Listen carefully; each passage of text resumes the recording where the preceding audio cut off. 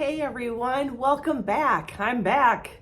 Last week I was on vacation. I was out seeing family in Illinois, Chicagoland area, and didn't post anything, took some time off, and was reposting my previous episode, I think from season 1, on TMR surgery, which is something I actually had to go through because of a neuroma in my leg. And for those of you that don't know me, hey, I'm an above knee amputee. This is year 4 for me. I just went over, I'm probably about 4.5 years in now. And this podcast is twofold. It's my way of giving back and helping others through the journey of going through something really hard in life, especially for amputees, because I have some knowledge in that now. And the other was kind of to talk me through some of the things that I knew I was going to be going through, and hoping that maybe my personal journey, not only talking about it would help me heal and push through, but also help somebody else in need. So like I said, we took some time off, went and saw family in Chicago, back in Arizona now. It's hot. The summer is now ramping up. I can't even believe it feels like just yesterday we were wearing jeans and sweatshirts and stuff, and now it's almost too hot for what I'm wearing indoors. So it's crazy. Here we go. I think next week we're supposed to hit 100. So it is coming, and it is inevitable, at least until October. This week, I wanted to get into something. I thought I would go through something that I'm going through right now. I thought it's easier for me to talk about something I'm in the midst of.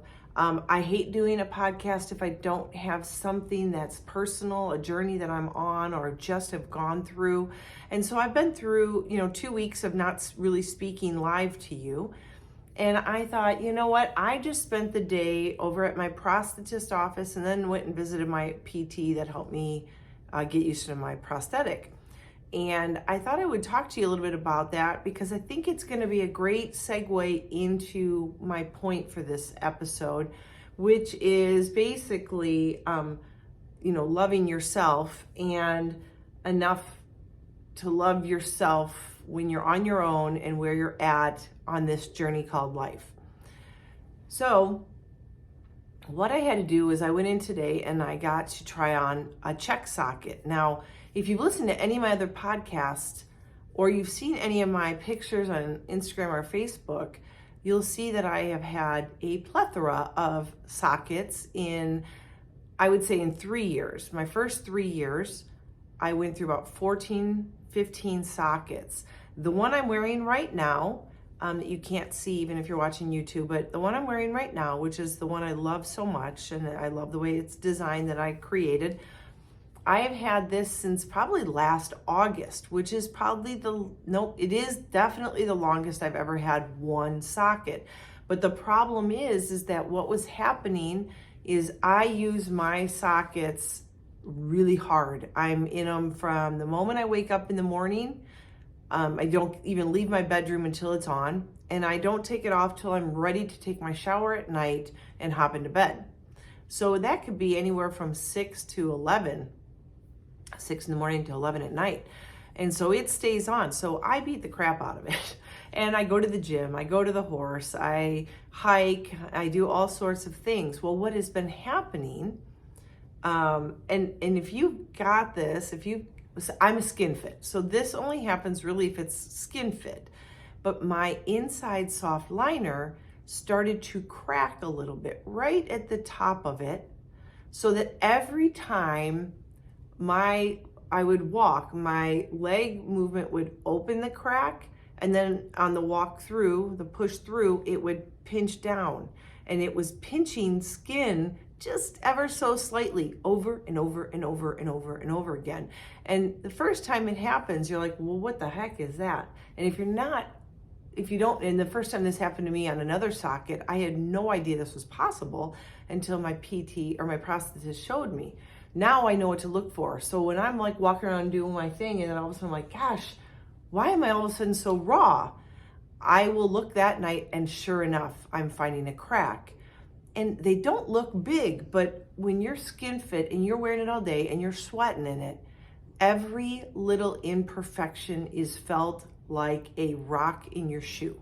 So if you can imagine, sometimes it feels like you have a huge stone in your shoe and then you take your shoe off and you dump it out and it's this tiny little thing and you're like, really? That was hurting me that much? That's what it feels like when you have something, a malfunction in your socket on a skin fit, because I got nothing between me and that plastic and it is hitting me and pinching me raw. So what has happened, because I really liked my fit and I didn't want to have to change and do a new socket, like I've explained in other episodes, is when you get a new socket, at first it's really exciting. You know, my first like maybe 6 or 7, I was really excited about getting, because I was shrinking and I was changing and it would fit better. But then you start realizing that every time you get a new socket, you go through about a week of getting used to it, which basically I always liken to getting a brand new pair of shoes and it rubs the back of your heel raw or whatever until you get used to it. Well, same thing with a new socket, especially when it's skin fit and there is nothing between you and the actual liner. So, you know, I go through rubbing certain areas raw, pinching, folding of skin, and then that wears and pinches throughout the day and you can get like calloused and everything. It's crazy. So then you start dreading the time that you have to go and get it changed because you don't want to go through that again. And you know it's coming no matter what. So what we were doing with this one, and I'm thinking, goodness, this probably has been going on with this crack, I would say for like 4 or 5 months. And the first time it happened, I told my prosthetist, I went all the way down to see him, basically took it off. He took out the liner and then created an internal mold of plastic, melted it to it and reformed over a little bit of it, sanded it down, buffed it out, and I was good to go for a while. Like anything, a few weeks later, it would start to wear and it would snap again. And I'd have this little pinching going on. We did this about 4 or 5 times and he finally said, okay, I think it's time for us to go ahead and put in the insurance to get a new socket because this is not staying fixed for you. And it's a long drive just to have him do something that takes him about 10, 15 minutes to fix. It's a 45-minute drive one way. So today, after he had my leg the last time and fixed the crack, he poured cement into it and created a mold of it because I'm still fitting really well in this one. So we just have to get a brand new one made. And unfortunately, a brand new inside plastic liner can't be made and replaced. You have to do the whole socket. So I'm going back to the drawing board and creating my design and getting the materials and getting the pigment from the auto paint shop, et cetera, et cetera.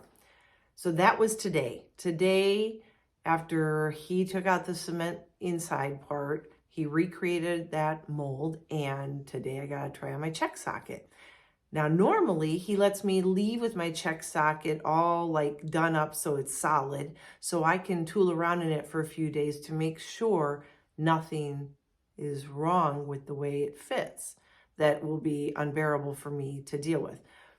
But because it was a cement impression of what I'm wearing, I just had to try it on and make sure things were lined up and everything came out the right way because I'm not changing anything. It's all good. So I was excited that I didn't have to take it home and wear a hard socket because a check socket is a clear plastic, hard plastic socket with no soft liner, and it hits your bone in your groin area and your sit bone and all of that. And it hurts. It can bruise you. And then when you get bruised, it takes forever for that bruise to heal. Now I bring all this up to let you know what I've been doing because even 4 years in, I'm still dealing with certain issues. That's just kind of how life is. And I say that to you because especially if you are going through an amputation, just went through an amputation, you need to remember that things are going to come up and there's going to be constant change. One, when you first get a socket, your limb changes drastically. You atrophy, your muscles kind of just become nothing. You might lose some weight, you might gain weight. Just things are always changing. And so that's why I had so many sockets in the first 3 years, because as soon as I started wearing mine, I was off and running and dropping weight like, you know, nobody's business. And then your shape of your leg changes as it atrophies. And then that makes change. It's just really crazy. And it's a constant journey. And so that's why one of my podcasts I actually wrote about how you better like your prosthetist, because they're going to be with you for a long time. At least you hope. If it's a good prosthetist, you hope they're around forever. Granted, they're going to have to retire eventually, but you want the best that you can get for as long as possible. And then after that, I decided, well, I'm in the area and I don't normally come down here. I'll go say hi to my PT. And so I went over to Touchstone Rehabilitation and said hi to the gang all there, and saw a couple amputees that I recognized. And it was just great community, time to talk about what's new, talk about some ideas, throwing some ideas out there that I have brewing for my YouTube channel, which I can't wait to get started because they're all in and doing little videos with me. And so I did all that. And one thing this was a whole day event. So for me, of course, I'm very social. That's why I probably can talk forever on a podcast, and I had to work to break it down to 30 minutes. But, I enjoy that camaraderie because most of the time I'm at home up here and Carefree, and it's pretty quiet. I don't see a lot of my friends, and I get busy doing stuff with the dogs and around the house here, and, my regular schedule, going to see a horse and going to the gym, things like that mean a lot to me and what I like to spend my time doing. Now, one thing that I have to express to you is the fact that one of the things I had to talk to you about with my PT today, and this comes into the topic for today. What I have noticed, and you, as an amputee, you start taking notice to things. And if you're really smart, you're really taking notice, making mental notes, and maybe even jotting notes down, because you're going to see reoccurring themes going on. Just so you know, if you're new to this gig, write some things down. Keep a journal either on paper or in your phone on dates and things that are going on, because it's a reoccurring thing. Now, for me, what I have noticed in the past probably 4 or 5 months, I have been feeling a higher sensation in my missing foot, the phantom sensation. It's tingling a lot and all the time. Like right now, it's just tingling, and it actually feels like it's burning, like someone lit a match under it and it's burning, and you can't get away from it. It's just there. And I do a really good job dealing with it. And I hadn't said anything because I know as an amputee that normal is no longer. You can go with status quo for you, I guess, but you have to know your pain threshold. You have to know what is going to be your new norm and what is not a normal sensation that you're going to want to discuss with your prosthetist. And I've been dealing with this for a long time, and I finally decided to bring it up to them today because last night I got 0 sleep, 0. I sat there, and even though my eyes were shut, I tossed and I turned. My internal eyes were wide open and alert. I don't know if it had to do with the pain I was feeling or if it was also maybe something I ate that afternoon or that evening. I don't know. But I do know that I got no sleep. I am very, very tired right now. And I thought, you know what? I wanted you guys to know this, because why does this have to do with loving yourself where you're at?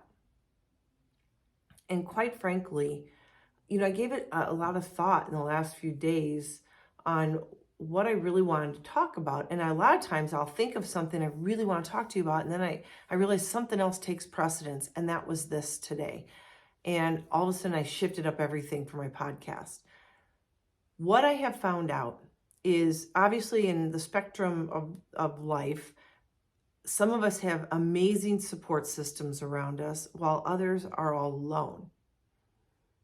But the problem is that no matter your support system, when you're going through something like amputation, which not a lot of people go through, and I highly doubt many people have 2 people in their family with an amputation, even 1 is unheard of. But in our case, like, I'm the only one that I know of in all of my family ever in the history of my family lineage, or my husband, who has had an amputation.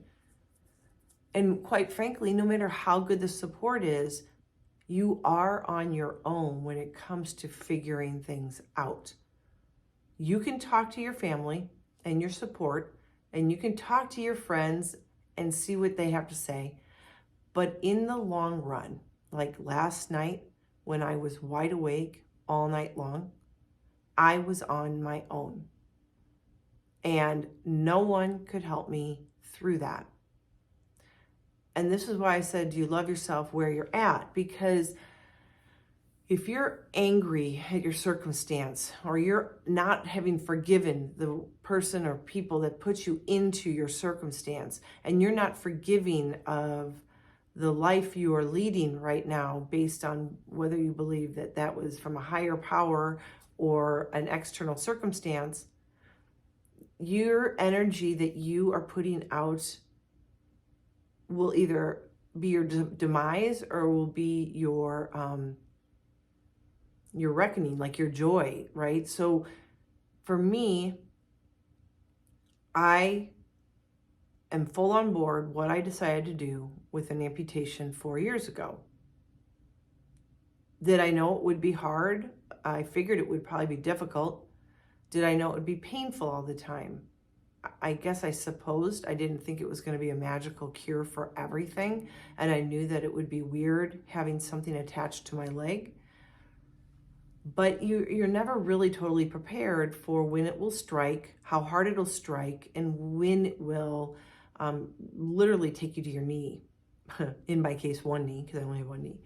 And that's when loving ourselves, where we're at in this journey right now, today, is important, because we have to be able to be positive for ourselves. We have to love ourselves enough like it's our best friend. Think of your best friend, and how would you support your best friend going through what you're going through right now?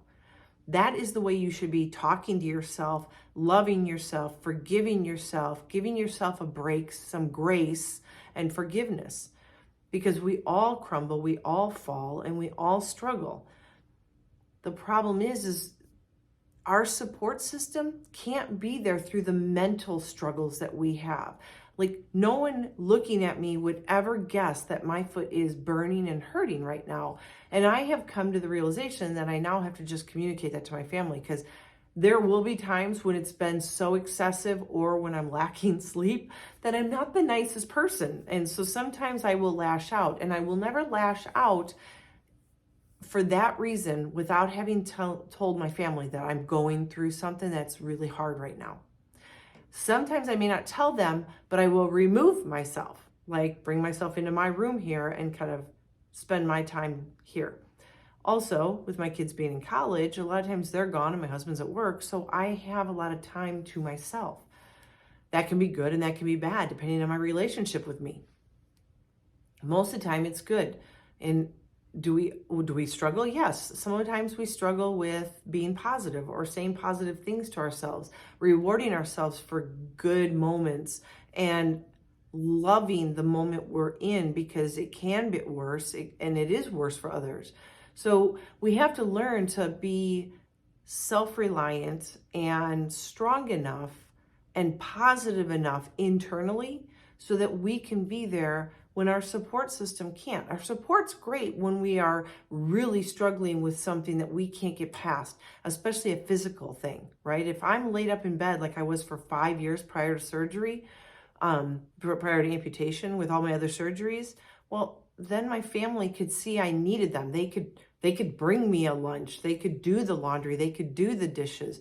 But what about now, when I am up here struggling, when things are hard and I can't communicate exactly what I'm feeling? Because unless you are an amputee and unless you're me, you have no idea what I'm going through and where my pain threshold, maybe I can take pain to a 7 and tolerate it, but 8 starts to gnawing on my emotions. And maybe for you, if you hit a 3 or a 4, you are done, right? And we don't know. So each one of us is so uniquely different. Even if you're an amputee, you won't relate exactly to where I'm at right now, especially if you've never experienced that. And I say this because My assistant prosthetist is an above knee amputee. And I remember last year him having an issue. I think he had hurt his back and he got really, really bad phantom pains, like where he couldn't sleep for several days. And he asked me, is that what you felt? And I'm like, yeah, like 3 times already. And he had never in 20 years had that. And then wham, it hit him. So unless really we've each gone through that, we don't know. So we have to be our own advocate. We have to be the one that speaks positive, even when we are struggling to pick ourselves up and make something of our day. And so I wanted to bring that up because, like I said, I'm working on 0 sleep right now. I cannot wait to go to bed tonight. And I pray that the feeling I have right now, which tends to amplify when I take my leg off, isn't amplified when I take my leg off tonight, because I really need sleep. And I'm hoping that I'm so tired. I don't know about you, but when I get really, really tired, I finally just, no matter what, I just finally fall asleep, because no matter what the pain is, I can't stay awake any longer. I'm really kind of hoping that's tonight's sleep. So we'll see. We will see. But in the meantime, we need to make sure that we love ourselves where we're at in our journey with love and forgiveness and grace and humility and care, like we would to our best friend or our spouse or our children. How would you want to treat them if they were going through what you are going through right now? And will it be easy? No, absolutely not. This is when character building comes in, when we have to actually dig deep down inside of us to find out what we're really made of. And we don't know until we get thrown into it, into some situation. And maybe you're not an amputee, but you're listening. Maybe you're going through some other crisis in your life. Well, guess what? You may not know how to handle it, but after this, you will know how to handle it if it comes up again. Well, as an amputee, each situation and each scenario is a little bit different, but I am getting a little more educated on how I deal with things, how long things can last. I know that every negative thing that's ever happened to my residual limb that's been painful, whether phantom pain or actual physical pain, comes to an end. And that has saved me so many times in 4 years where I was at wit's end and thinking, I can't do this anymore. I can't do this anymore. And then I tell myself, remember, this will end. This will end. Just find something to distract yourself for a day, 2 days, 3 days, whatever it takes. But in 4 or 5 days, most of my really bad situations have turned around and just dissipated. And that's where experience comes in. So I can tell you guys all these things, but really, if you're new to this world, you're not going to know how to deal with it till you face it head on. And then you learn from yourself. If you're really thinking about what you're going through, taking those mental notes or writing down actual notes, you're going to start seeing patterns. I swear, there's patterns to the pain. There's patterns to the ups and downs. You'll notice that every time you get a new socket, you might go through a week, maybe 2 weeks of pain and rash or uncomfortableness, and then it'll all of a sudden subside. Write it down. The day you got the socket, the day it felt bad, the day it felt better. And then watch the patterns start to repeat itself. But in the meantime, speaking positive to yourself, giving yourself a little grace. And I say that because there's going to be times when you just can't. I don't know how else to say it. You just can't. You can't move forward. You're stuck. You're angry. You're frustrated. You're sad. You want to cry. You want to lash out. Give yourself grace on that, because it is a journey that is really hard to understand. And it's even harder sometimes to communicate exactly what you're going through to the people that you are around and who love you and want to take care of you and help you. And there really isn't anybody that's going to be there like you will be for yourself. Example, last night, laying up all night long, laying in bed, trying to find a comfortable spot. I kept trying to figure out if there was a pressure point on my residual limb that I could push into on the bed or with my other leg laying over it. I tried everything. And right next to me was my husband, sound asleep. He won't know, and I know he needs to be able to get sleep so he can work the next day. I'm on my own. That is my moment to challenge myself, to become stronger, to become the warrior that I need to be so that I can kick this thing to the curbside and function and win that moment. And it was not an easy path last night, but I made it through. I'm here today to tell you that I did it. I'm smiling. I'm enjoying the people that I'm seeing today. I'm loving on my dogs, enjoying doing the podcast. Does that mean that I'm not a little concerned about tonight? Does it mean that my leg isn't buzzing right now and hurting right now? No. But am I choosing to live in the negative? No, I'm choosing to find the positive. I'm reframing the way I'm thinking of this so that I can be the best version of me, even in the midst of problems, trials, pain, etc. So one thing that you will find out is how uncertain each day will be.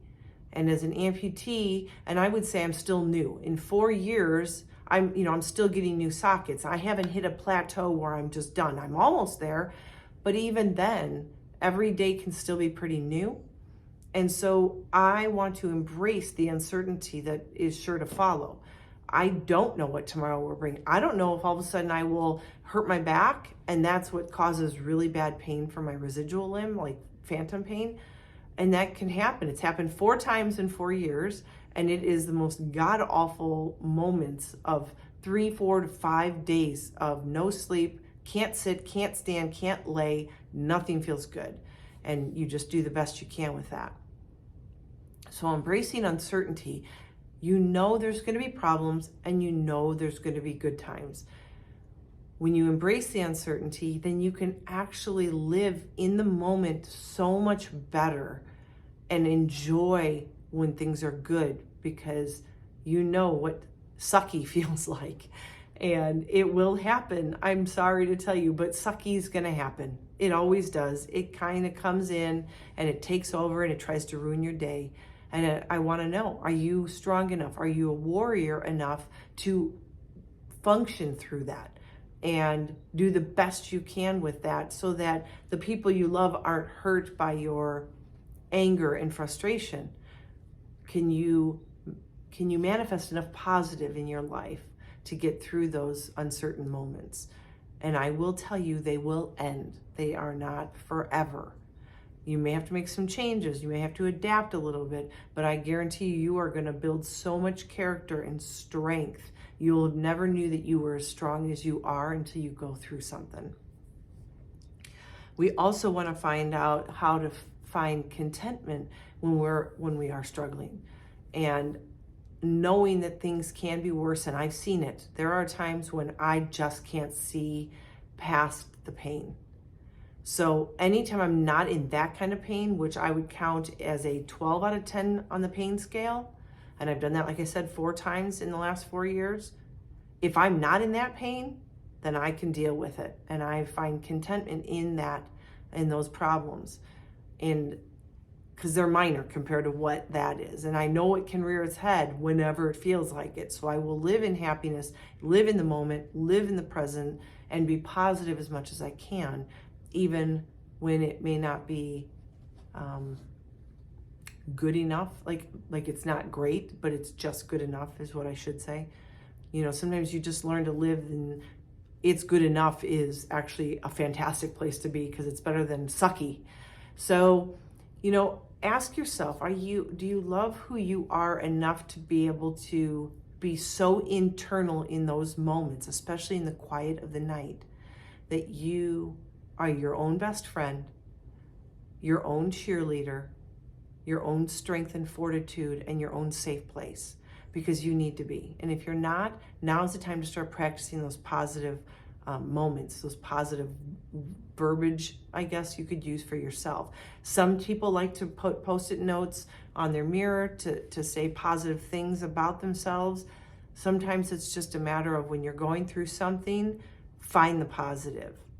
Yeah, find the positive in when things are going wrong. And as you start getting good at feeding yourself positive words, positive um, statements about yourself and about your character and about your strength and everything, you're going to start coming back to that as second nature. Like practice, practice, practice, right?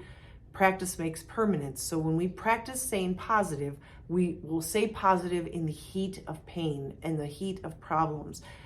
If we practice being negative, putting ourselves down, telling us that we are weak, this life sucks, I hate my life, I hate where I'm at, I hate how I look, I hate how I feel, well, that is not going to do anything but breed more anger and negative energy, which then will bring you down. And quite frankly, what I have noticed is not just like with me, but talking to other amputees, when they have been angry in their situation, they feel more pain. When they are frustrated with themselves and hate where they're at, they are in pain. And when people are positive and upbeat, I notice they don't talk about their pain. Not that they don't have it, they just don't focus on it. So that's where you want to be. You want to start turning the tide on your self-talk and love you for who you are. Treat yourself like your own best friend. How would you treat your best friend if they were really down and out and struggling? And that's how you should treat yourself. You wouldn't tell your friend that they're ugly and stupid and worthless. So why would you say that to yourself? You should love yourself enough to help yourself through those moments, because in everybody's life, no matter how big a support system you surround yourself with, there are the quiet moments. A lot of times at night, first thing in the morning, or when you're in commute or whatever, that it's just you and your own self. And you have to be able to be your own best friend, love yourself where you're at, and be able to pull yourself up out of a negative situation to find the positive. So I hope this helps you think about things a little differently. Truly, truly, I tell you, your call to action this week is really just start practicing saying positive things. You don't have to say them out loud. You don't have to walk around the house going, I'm great, I'm amazing, I'm a warrior, I rock. But you know what? If you want to and no one's home, scream it from the rooftops for all I care. But make sure that what's going on here and up in your head is positives. The moment you say something negative, switch it. Yeah? Don't be, oh, I hate when this happens. Don't bring in the negative energy, because that negative energy just spawns more negative. You want to start creating the positive, so flip it. So practice, practice, practice speaking kindness, speaking love into you. Visualize your own best friend and treat yourself that way. And become your own best friend. Become your best support, because you will astound yourself with the positivity that you can bring to yourself, which then in turns, it actually attracts other people that are positive. You know how you've heard people say, you know, you don't want to spend time with people that are going to bring you down or make you, question your self-esteem and things like that. Why would you do that to yourself? Would you want to hang out with you? And if your answer is no, then that's the person that needs to change right there. If you're telling yourself that I don't even want to hang with myself, then you aren't your own best friend. You don't love yourself like you should, and you deserve that. So work on positive energy, work on positive talk. Self-talk is so important. So get to it. Use the next 7 days to really start honing in on positive comments about you, your life, your circumstance, the way you look, the way you feel, everything from beginning to end of day. Start with a positive, end with a positive. And you will eventually start seeing, no, your circumstance isn't going to change. If I'm an amputee for the rest of my life. I have to own that. I have to live that. I would rather live that in a positive fashion versus taking myself down every day with beating myself up with negative and negative and negative, because it's going to be a long life of really feeling like crap if I don't start turning the page on this. And if you're dealing with some sort of medical condition and you don't know when that page will turn and you might turn over a new leaf and become healthy again, then start embracing where you're at. And you might find that that positive mental attitude that you are impressing upon yourself internally will start changing your health outlook. You know, it's very obvious. People that are positive tend to do really well with roadblocks, and those that are very negative and um, pity party and really frustrated with their situation, they can't get past it, are the ones that will continue to harbor and deal with that anger over and over and over again. And that's not going to be helpful for anybody. People around you won't want to be around you. You won't even want to be around you. And then it's going to get to a point where your mental game is so shattered that getting up in the morning is going to be hard. So work on your positive this next week. Talk positively to yourself. Love yourself for where you're at. Love yourself for who you are. There's only one you, and you're spectacular, and you deserve the best. So until next time, as always, be healthy, be happy, be you.